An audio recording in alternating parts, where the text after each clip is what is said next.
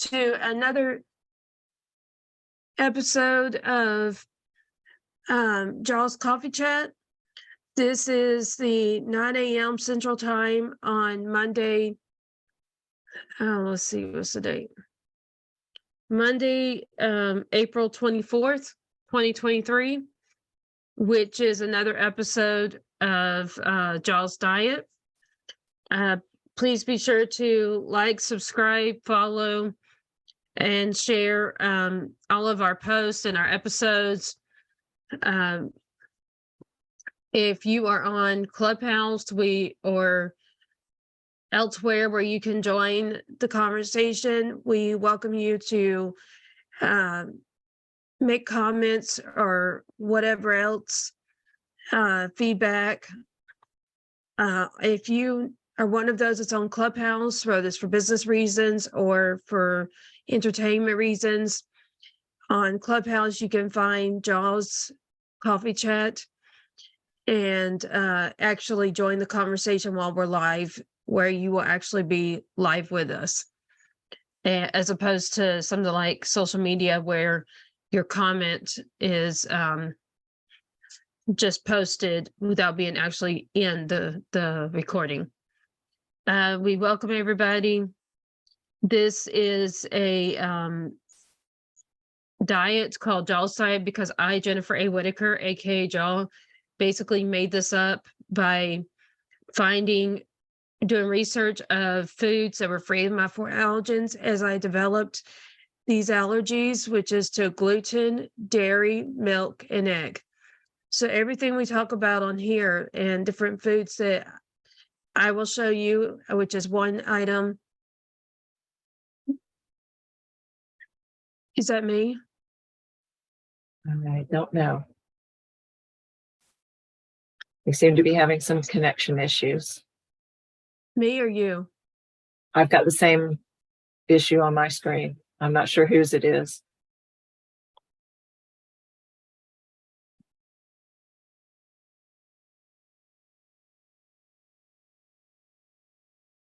Ongoing. So if you have any allergies like I do, you may find this Jaws Diet interesting, because basically I discovered through experiments that I was allergic to these four allergens, and I had to basically, it was an experiment by getting rid of one of them out of my diet, then the other, and then the other onto the 4, and realized that in my case, it's digestive problems that are the reaction to my allergens. So as I continued to get rid of these different ingredients in my daily diet, I realized that certain allergic reactions were settling and or easier to manage, or just not having their episodes of the digestive issues. That said, today we have a special guest. Mr. Rio, how do you say your first name? The first name is Nachiket. Nachitek. You can call me Nachos as well, no problem. Call you what? What's easier? You can call me Nachos. Nachos. Nachos. Nachos. Yeah. Okay, everybody, we have our special guest, Nachos Rayo. He is going to take it away and start talking about what's Indian culture-based foods that's already free of gluten, dairy, milk, and egg. Mr. Nachos, what's some delicious Indian foods that are free of these allergens? Would you tell us about them? Maybe even some information on how to cook them for listeners? Sure. Jennifer, first of all, let us understand what is this Indian food all about. This food dates back at least 10,000 years ago. Okay. This food which we eat were actually prescription for your human system. It was considered as that, because food is life-making material. Now, what you're talking about, gluten-free, eggs-free, non-dairy products, these are prescriptions which were given to certain kind of people who are in a certain kind of spiritual path. If they were a warrior class, there was a different kind of food which was given. Okay. And if they were in a business, there was a different kind of prescription food which was given to them. Now, what this means is that Do you you mean eat. that the quote prescription was based on their career? Yes. Interesting. Was Based there on the any career. science to prove that people in different careers had different dietary needs? Well, I don't have the science, I don't have the record for that, but there are articles which have been published. That's what I heard, that there are prescription foods which were given by ancient doctors and ancient the spiritual masters for a specific kind of purpose. That is there. That is how it was actually followed. A warrior person will have a certain kind of food because he wants a lot of kind of aggression in him. So he used to eat a certain kind of food to get that aggression. Okay. And if it is on a spiritual path, he doesn't want that kind of aggression. So he eats a certain kind of food so that, that particular aggression doesn't come into his human system. So there are different kinds of prescription given. Now, what you call as non-dairy, eggs and, non-gluten food, that's actually called as sattvic food. The spelling is SATIVK, sattvic food. Now, these are the foods which are prescription given by ancient rishis for spiritual progress. Now, these includes all kind of raw vegetables, raw fruits, or semi-cooked vegetables, your rice, your millets. It doesn't include wheat. It includes all kind of millets. It includes all kind of rice. It is, especially in your language, I would say it as, blanched and grilled vegetables associated with some rice or associated with some millets. That's what is, non-dairy and non kind of, without eggs or meat. That's the food which is being offered for spiritual progress. Yeah. That sounds good. I can tell you some of my favorite Indian food, or at least I think it's Indian because the restaurant claims to be, is it called pakoras? Mm-hmm. Do you know what I'm talking about? It's like basically fried vegetables. Pakora, I think it's called. It's in a chickpea flour. So it's free of all of our allergens, but it's still deliciously fried. That the one which you're referring to is actually nothing but a snack. Pakoras can be made of various, kind of vegetables. So you can take any kind of vegetables and make a pakoda out of it. It's nothing but fritters. All right. You can call it as onion fritters. You can call it as potato fritters. You can even make mixed vegetable fritters. You can even make your chicken or meat fritters as well. Even that's also can be made. True. And because you can basically fry anything, but you're saying that this chickpea base or flour, so what holds it together? Because like that's my favorite dessert, or really it's when I go to my favorite restaurant, it's the appetizer. Mm-hmm. But I get some kind of usually it's lamb with like tomato sauce of some sort or some kind of red sauce that's over rice. I can't tell you the name because I don't know how to pronounce it, but you know what dish I'm talking about? So I understand what you're talking about. What's it called? I think you're talking about red color, the kind of sauce and lamb. That's nothing but mutton rogan gosh. Okay, so how would you simplify the name of that in the English language? Okay, if you're talking about sauces, that's actually North Indian dish. All right, there are 3 different types of sauces. One is red sauce, one is white sauce, and one is yellow sauce or brown sauce. You can make different kinds of sauces. This is the red sauce. I thought it was tomato, Okay. but it's the red sauce Got it. that has chunks of lamb inside of it, and the lamb is grilled before it's mixed into the sauce, and then that like package that has a bunch of chunks of lamb inside of the red sauce is poured on top of rice, but it's that certain Indian rice. It's not like American rice. That's basmati rice which you're talking about. Yes, there you go. Now I know that word. So So like, you have what's a simple eaten. word So what you've for eaten. that dish in the English language? Describing the dish in English language is a bit difficult for me because that's nothing but mutton Rogan Josh. Okay, Rogan Josh, sorry. And that is, a tomato-based gravy where you barbecue your lamb, or some people they don't even barbecue that. They just cook that lamb along with the sauce of that red color sauce. That's what it is. And they add lot of masalas like your coriander powder, jeera powder, cumin powder, coriander powder, salt. They add so many things into it, and then they make a gravy out of it, and you have it along with the rice. So, do you know how to make it? Well, I do not know how to make that because I'm not a chef. Okay. I'm a service guy, and I'm vegetarian as well. But So you I do know really don't know how to make that. that's, would you say in your opinion that that is a great option for people with my allergies? Like you If you're got your having any kind of sauce, which is allergy, the vegetables, you got your lamb, that's the meat, you got your carb. look, if you're having any kind of allergies, then I would recommend not to have any kind of non-vegetarian food. Okay. Don't have any kind of dairy food as well. The best thing is to have vegetables, fresh fruits, nuts, any kind of, I would say semi-cooked food is good for you, especially vegetarian food, along with either some rice or some millets, or even your corn flour. You make bread out of it, and then you can have that as well. Because I'll tell you why.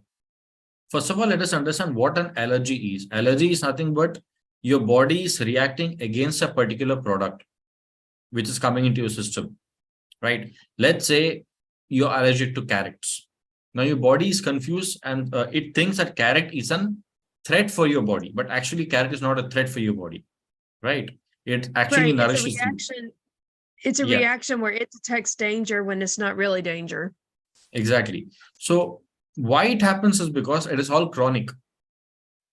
Sometimes you get all this kind of chronic diseases, like you got your pain just for no reason. You got your pain over here.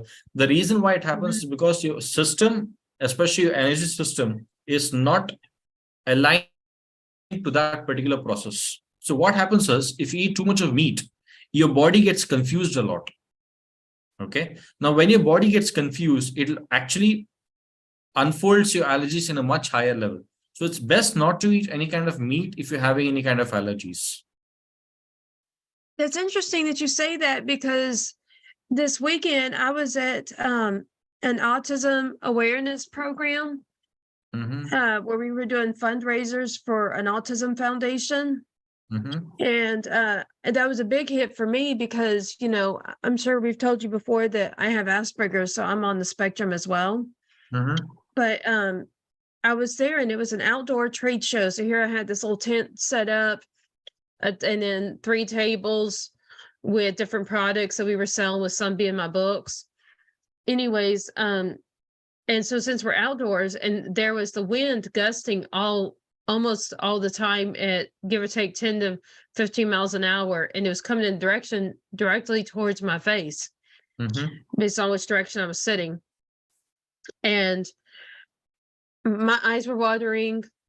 My sinuses were rotating between being stuffy and being runny. And anyways, I haven't actually had at one of these trade shows that bad of a reaction to. Do you still hear me? Yeah, I can hear you. Okay. So I haven't had that bad of a reaction to environmental allergies. And I don't know how long, to where I got my eyes watering and all. And even there was one of our customers that said she thought I was high because my eyes were just bloodshot red. And she said, Mm-hmm. "Oh, well, your eyes are bloodshot red and you're just sitting over here in the corner by yourself, not talking to anybody." And I'm like, I'm talking to so many people. I mean, yeah, I'm quote sitting in the corner, but I am talking to so many people, all these different shoppers and customers, and playing register, while my best friend, the other Jen, is being more like the sales agent or sales associate attending the customers, and we were, teaming up.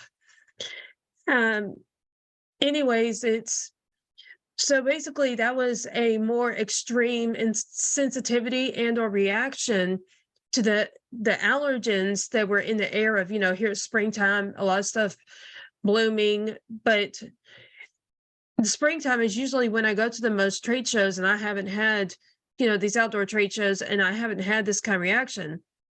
But then Right. there's connecting it to what you said, which is that also in March, I saw a new nephrologist, which is for my low sodium condition.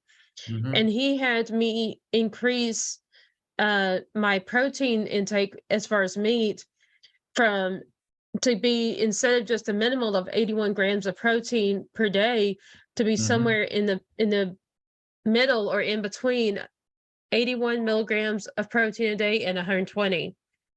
So knowing I was outside in the Houston heat, Right. that I tried to get closer to that 120 to prevent my sodium from dropping.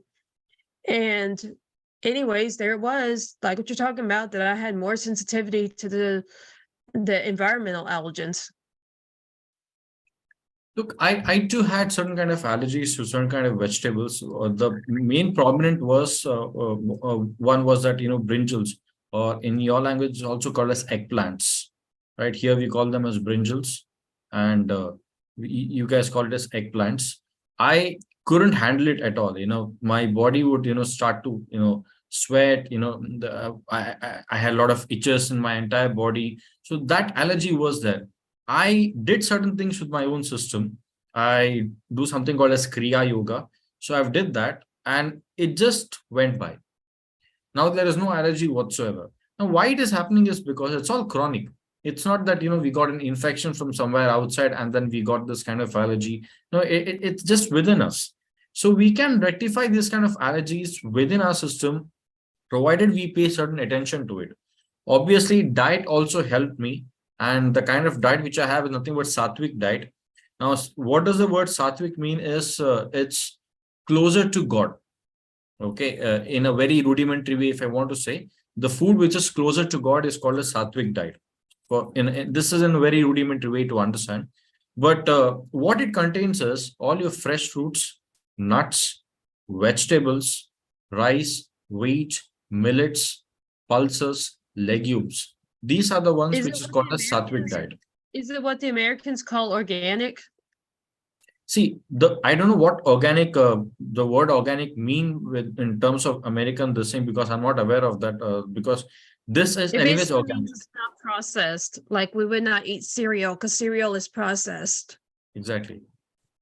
Then it might be, because I do not know in what context you're telling organic as, because here when we say organic, it means that we never use any kind of pesticides or chemical fertilizers. We use So natural that is fertilizers. true.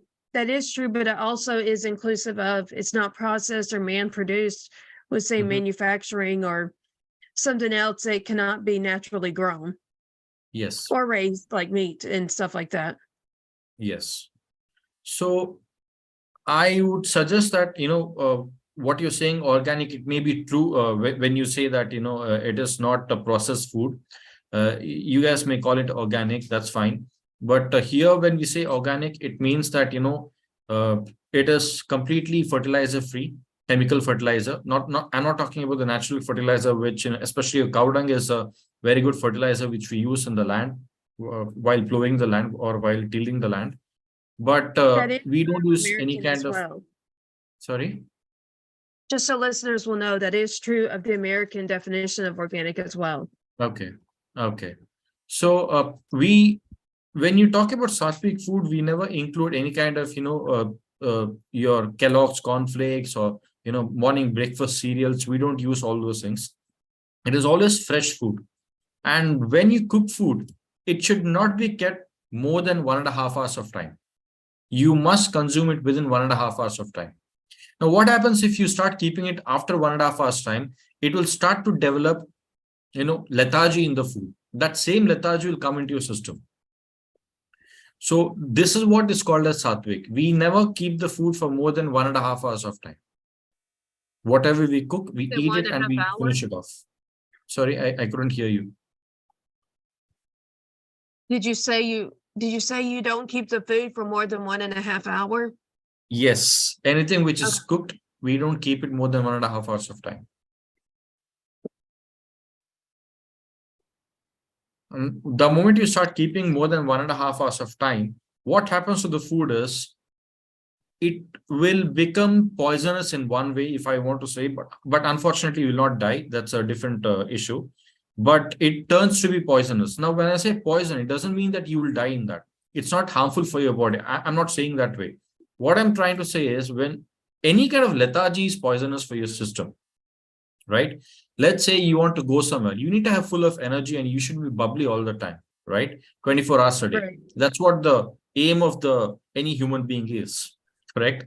But if you eat any kind of food which is cooked for more than 1.5 hours or more than 2 hours, which is cooked and kept, it will start to form something called as lethargy in the food. So that lethargy will go into your system and your system will naturally slow down. Now, once you start eating these kind of food, now you start drinking coffee, you start drinking tea, all those things will happen, right? Now, if you eat sattvic food, you will come out of your tea and coffee as well. You don't need tea or coffee as well. Are you saying that this process is why people like Americans crave so much coffee? I stayed in USA for 6 months. Every hour they need at least this big mug of coffee. Well, I don't believe that's exaggerated. I'm pretty sure that's true. But I'm asking if you're saying there's a correlation. See, first of all, let us understand what a coffee does to you. Coffee is nothing but caffeine, right? It'll actually boost your Well, the neurological doctors in system. the US say that they prove that it's full of antioxidants and other things that are good for us, that it's why it's good for us, with the exception of the caffeine, which is why they encourage us, if we're going to drink coffee, to drink decaf. Okay, it is good for it's got a lot of antioxidant, it's good for your system. It's just a propaganda which the sellers will actually do. But for your human system, coffee is not a great product. If you want to be 24 hours bubbly, you want to be 24 hours joyful, if you want a heightened sense of perception, if you want all your 5 senses to be super active and super alert, coffee and tea is not good for your system. Especially people who are in the spiritual part, they don't drink tea or coffee. Isn't that assuming that the tea is regular as opposed to, like, I drink chamomile, which I'm sure you know is a very relaxing kind of tea. I'm not sure about the tea which you're talking about, but generally the tea which we get is, especially the ones which you get in India, what they do is they boil the hell out of it and then they add milk and then they drink it. Okay, that is definitely not good. Now, if you're drinking some placebo, something like flower tea or something, that's not a tea.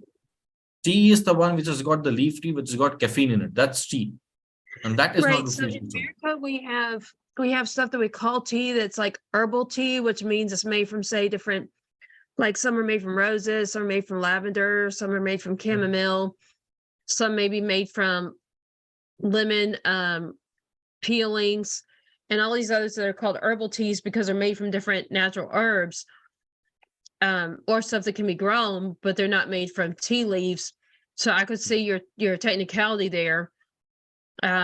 Versus what I was talking about is what is herbal stuff, like lavender, chamomile, and all that puts people to sleep. So what do you think about those? That's in the case that it doesn't have the caffeine, but it's still a tea. Got it. There is something called as, it's an ancient science of medicine. It is called as Ayurveda here in India. It is much, much, much older than, at least more than 10,000 years. So wow. In that they do something called as kashaya, or it's nothing but a concoction of liquid, nothing but your herbal concoction of liquid. They use all kind of herbs, they use jaggery, they use different kinds of material. That's what you're referring to, and that is really good for your health. That acts as a medicine for your system. But you should know, but there is a small hint and catch in this. You should know exactly what herbs you should take or consume for your system. You can't just let pop in certain kind of herbs and think that it'll make good for your human system. No, it doesn't work that way. You should know exactly what herbs are good for your system. Why I thought that chamomile and lavender, these calming ones that supposedly help put people to sleep, was good because I have anxiety and migraines and other things that are overactivity in the brain. So if it calms the brain and I have different things where my brain is too active, it sounds like, yes, it's food, but it's also a supplement in the sense that it's something natural that can calm it as opposed to going on medication, right? Look, if your doctor is saying you to take a particular prescription of a certain kind of herbal tea, then go ahead and take it. If it reduces your anxiety, that's nothing like it. But to reduce an anxiety, you don't need any kind of herbal tea. It doesn't make much of a difference. Now, first of all, what is an anxiety? Let us understand this. It is nothing but your system is not equipped to take certain kind of pressure on your this thing, or let's say a work pressure, let's say a physical pressure. Your system is not equipped for that. Now, if you check your breathing, when you're having anxiety, your breath will start to increase, correct? Naturally, Right. your blood pressure will also increase. Now, if you literally check your breath, when I say one breath, it is one inhalation, one exhalation. That's one breath. In a minute, how many breaths do you take? It'll be at least 8 to 10 breaths in a minute, right? I I probably take agree only with that, 4 like breaths. that, but I've never actually counted mine. Yeah, a lot of people don't count that, but generally it'll be only 8 to 10 breaths. Some people go at least 15. That's horrific way to live. If you look at my breath, it is only 4 breaths. Now, when you have 4 breaths in a minute, your anxiety level will naturally come down. Oh, so you're talking about taking those very slow, deep breaths in. I'm not even talking about slow, deep breaths. I'm talking when you're just sitting and relaxed, you just natural breath. It's not, you're not trying to make, forcefully, you're just taking 4 breaths, controlling your breath. No. It's a natural 4 breaths in a minute. Now, if you really check my blood pressure, it is anywhere between 70 to 72 beats per minute. Why? Because one is a diet, the kind of food which I eat. Second is the kind of yoga and the Kriya yoga which I do that actually slows down your metabolism. Your RPM, when I say RPM, it's rounds per minute, is much lower than what it is for the other people. So naturally, your breath will get reduced. And Do you when your see any breath of reduces, any of that slower breathing related to being physically active? Because so many Americans are very sedentary, like me, and sit around a lot. But like I'm one of those that I have a gym membership and I work out anywhere from 4 to 6 days a week. Now, I'm not talking about the breaths when you're jogging or when you're lifting weights. When you're lifting weights, when you're jogging. No, like that, but I mean, people that do work out, do you find that their breathing slows down when they're not working out? See, let us understand what exactly working out means. When you go to a gym, you lift weights, you run around in a treadmill, right? That's what is work. Now, in ancient yogic system, there is something called as Anga Mardana. Now, the word Anga and Mardana means, Anga means limbs, your limbs of your body. Mardana means to break it. Okay. This is approximately a 40 minutes process where you need only 6 by 6 feet of space and your body. You just work out with this, nothing else. Now, what happens when you work out with this? You will become a more flexible person. One. Second, you'll have a good toned body. Let's say you want to climb a mountain, not a problem. Let's say you want to simply sit and, just quietly, you just want to simply sit, not a problem. You want to go and do something, some other, odd jobs, not a problem. Your body will not be an issue for you. This is how workout is in yogic system. The concept of gym has come. Why? Because machines have come into our picture, in our daily lives, which does most of our work, right? Let's say you have a crane which is lifting, hundreds of tons of weight. Earlier, you used to use your muscle, right? Long time back, before cranes, so that you used to use your muscle. Now you're using cranes. Now, where is the scope for you to go and work out? Earlier, people used to go and work out in those times. Now you need gyms. But even in gymming, if you don't do the exercises the right way, it's of no use. People think gymming means, putting on heavy, bulky muscles and, all this kind of strength training, all these kind of things. But that actually is harming your system. It's not creating any good for you. That's what it is. So naturally, your anxiety levels will go up. You mean when we're more active during the gym, anxiety will go up? I'm not saying if you're active throughout the gym, your anxiety will go up. That's not what I mean. What I mean is lifting weights unnecessary, which is not required for the human system, your body anxiety levels will go up. That's what I'm trying to So say. you're saying, in other words, if we try to, let's say we're lifting weights and we lift more than we actually should. Yeah, that's what I mean. Okay.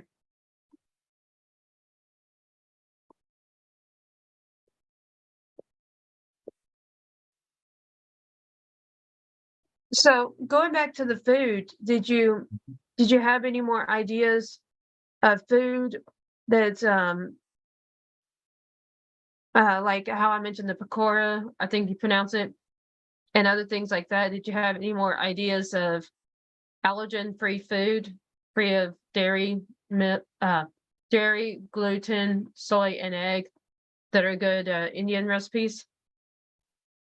See, Indian recipes are filled with different kinds of cuisines. One is that because it has been a cultural, it's like nothing but a cocktail of cultures. So if you're talking about only this thing, dairy, gluten-free, no eggs, no meat, then it's all about salads. It's all about fresh fruits. It's all about nuts. In southern part of India, we There's nothing do wrong with something called meat. as There's nothing wrong with meat. It's dairy, gluten, soy, and egg. okay. So is that we have allergies to those 4 things. It's not that we're vegans. Got it. So let's say in India, what I would say is that you can have a lot of curries, which doesn't have any kind of, dairy products. You can always request the chefs not to use any kind of dairy products, especially your biryani has got a lot of dairy products. They use yogurt in that. That's one thing you should not have. But if you really want to have food which is not having any dairy, gluten-free, then it is basic curries with, red sauce. You can add up meats, you can add up veggies in that. It's a very versatile food. That's a North Indian food. If you come back to southern part of India, they have something called as stews. Okay. In American language, they call it a stew, but here we call it a sambar. Sambar is made with vegetables. You can also add meat in that. You can pressure cook that, and then you can make a sambar out of it, and you can just have it off along with rice, or along with the millets, especially like millets like ragi, jowar.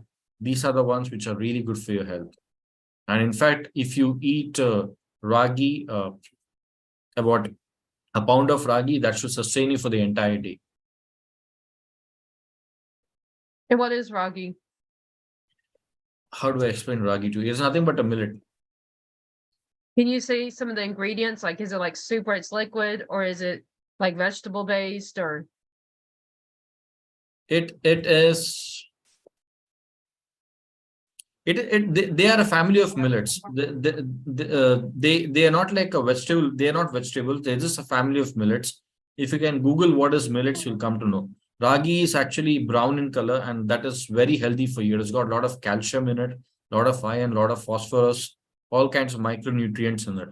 What we do out of Okay. it in ragi is that they boil the ragi and they make a lump out of it, and then they swallow that, small lumps of ragi. You can also make a soup out of it, and then you can drink it as well. Will you spell that word, the ragi, so listeners can look it up if they're curious? Ragi. Okay. Yeah. Thank you. Did you have any other ideas? That's all it is. If you want to have something without any Okay. kind of gluten That's and all great. those things. How about in the last few minutes, what will you let listeners know what you do and a way to contact you? Well, If what they're I do is interested? sure. What I do is I teach etiquette to people. I also teach, different kinds of personality to people, what they are with, what are their, conditioning of this thing, psychological conditioning is. I have a systematic process where in about 10 weeks, I take them through a systematic process for personality development. And apart from that, I also teach people dining etiquettes, basically how to dine for different cultures and, different occasions, how you're supposed to sit, stand, talk, walk. So all those things will be, addressed. And I'm available through email or through website or even through LinkedIn, Facebook, Instagram, and even they can give me a phone call as well through WhatsApp. So these are the places where I'm available. Now, if you want my email address, it is NACHIKETRAOAK@gmail.com. This is my email address, and my official email address is etiquette@gmail.com. These are my two email address. Okay, and do you have a website? Or would you like to share the phone number that someone can, let's say, Sure. text you or call you through WhatsApp? Sure. My phone number would be +91-843-134-0037. This is my first phone number. My second phone number would be +91-814-7763-700. These are my two phone numbers. And both in both the phone numbers, there are WhatsApp. So you can contact me through WhatsApp as well. And my Okay. website is etiquettebynachiket.com. Would you Nachiket's spell that spelling out? will be, Educate yeah, by, and then spell, Nachiket will be NACHIKET.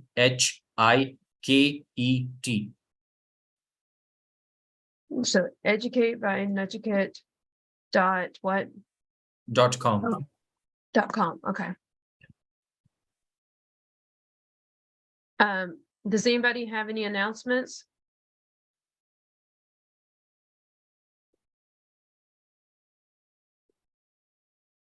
EJ, are you with us? I am. Do you want to make any announcements about who you are and your company with your contact Sure. information? Sure. My name is Elizabeth Oberkirsch, otherwise known as EJ.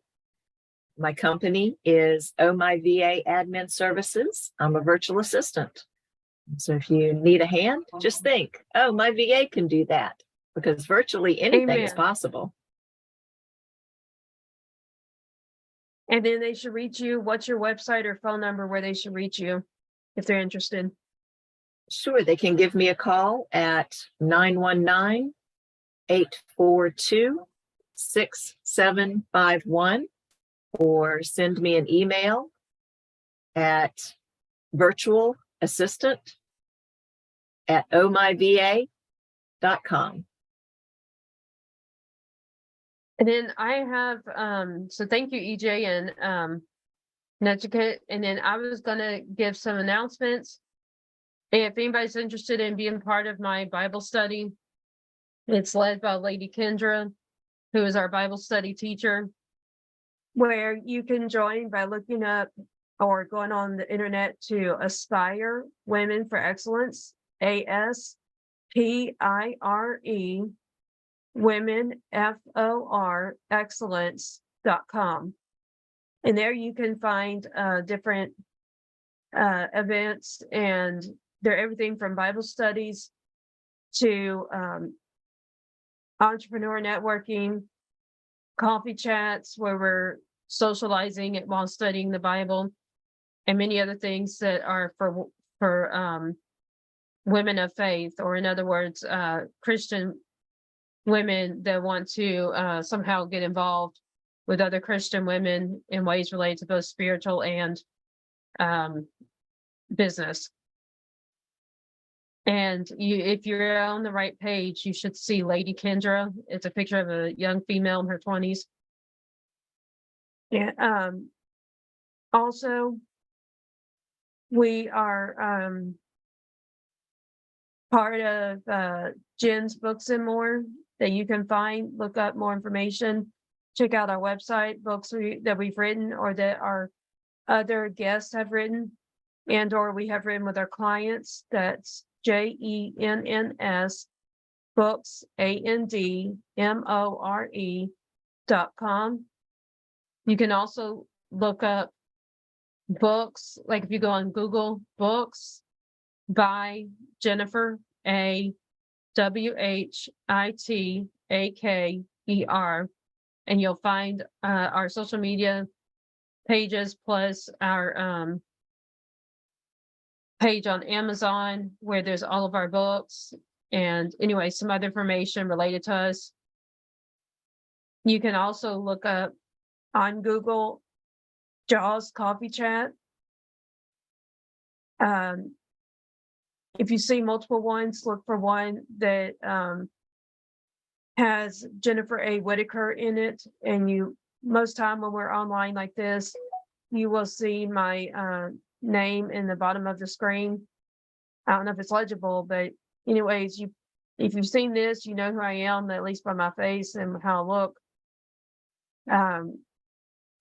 But please go on, LinkedIn or Facebook and look up Jaws Coffee Chat, JAWS Coffee Chat, and like or subscribe to our channel. You can also find us on YouTube. And you can also like or subscribe to our channel on your favorite podcast apps, such as Google Podcast, Apple Podcast, iHeartRadio, Spotify, and so many others.